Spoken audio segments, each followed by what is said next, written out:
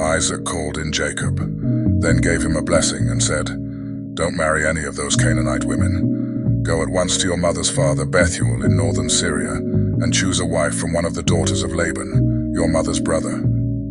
I pray that God All-Powerful will bless you with many descendants and let you become a great nation. May he bless you with the land he promised Abraham, so that you will take over this land where we now live as foreigners."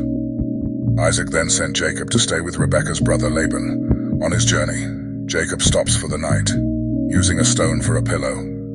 He dreams of a ladder connecting heaven and earth, with angels ascending and descending. God speaks to Jacob, reaffirming the covenant with his forefathers and promising him land, descendants, and blessings.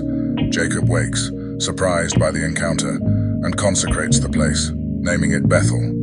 He vows to make God his own and, moved by the experience, continues his journey with newfound purpose and commitment. As Jacob arrives in Haran, he encounters shepherds at a well. He meets Rachel, Laban's daughter, and learns she's his relative.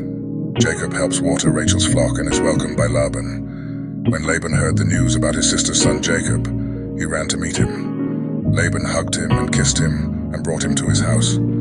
Jacob told Laban everything that had happened. Then Laban said, "This is wonderful. You are from my own family."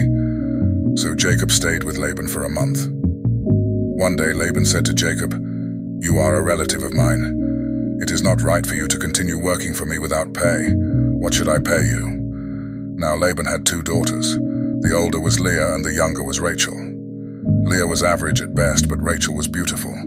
Jacob loved Rachel, so he said to Laban, "I will work 7 years for you if you will allow me to marry your daughter Rachel."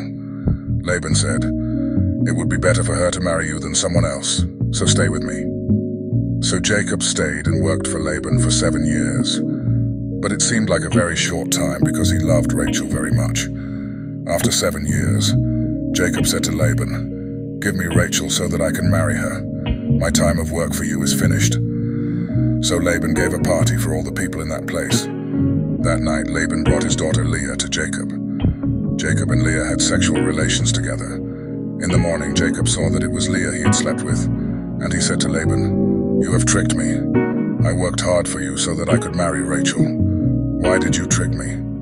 Laban said, "In our country, we don't allow the younger daughter to marry before the older daughter. Continue for the full week of the marriage ceremony, and I will also give you Rachel to marry. But you must serve me another 7 years." So Jacob did this and finished the week. Then Laban gave him his daughter Rachel as a wife, and Jacob loved Rachel more than Leah. Jacob worked for Laban for another 7 years.